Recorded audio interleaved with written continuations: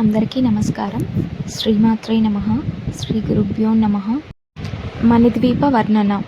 సొంత ఇంటి కల నెరవేరాలన్నా, లేదంటే ఇంట్లో ఎలాంటి చికాకులు సమస్యలు తొలగిపోవాలన్నా, అష్ట సంపదలు రావాలన్నా, ఐశ్వర్యం రావాలన్నా, ఆరోగ్యం రావాలన్నా, ఆయుష్ పెరగాలన్నా, భక్తి పెరగాలన్నా, వీటన్నిటికీ ఒకటే ఒక్క మార్గం మణిద్వీప వర్ణన అని అందరూ చెప్తుంటారు కదా. అసలు మణిద్వీప వర్ణన అంటే ఏంటో ఒకసారి తెలుసుకునే ప్రయత్నం చేద్దాం. మణిద్వీపం అని పదే పదే తలిస్తే చాలు దరిద్రము దరిదాపున కూడా రావని శాస్త్ర ప్రమాణాల్లో ఉన్నాయి. అటువంటి మహాశక్తివంతమైన మణిద్వీప వర్ణన మనసారా చదివినా లేదా గానం చేసినా ఎటువంటి సత్ఫలితాలు వస్తాయో స్వయంగా అనుభవించి తెలుసుకోవాల్సిందే కానీ వర్ణించుటకు 1000 పడగలు గల ఆదిశేషునకు కూడా శక్తి చాలదు.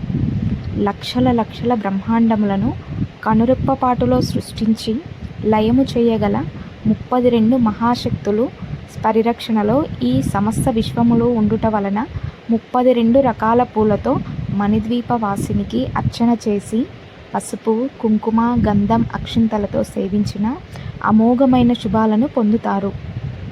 అంతేకాకుండా కుటుంబ సభ్యులంతా తరతరాల వరకు అష్టసంపదలతో భక్తి జ్ఞాన వైరాగ్య ఆయురారోగ్య ఐశ్వర్యాలతో తులతూగుతూ యోగులు సిద్ధులు జ్ఞానులు మహాభక్తుల ఇంట జన్మలు ధరించి అంత్యకాలమున మణిద్వీప నివాసులై మోక్షధామము చేరుకుందురు.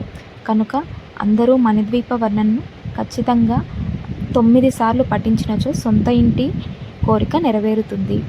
శ్రీమాత్రే నమః. శ్రీ మహాలక్ష్మీదేవ్యై నమః.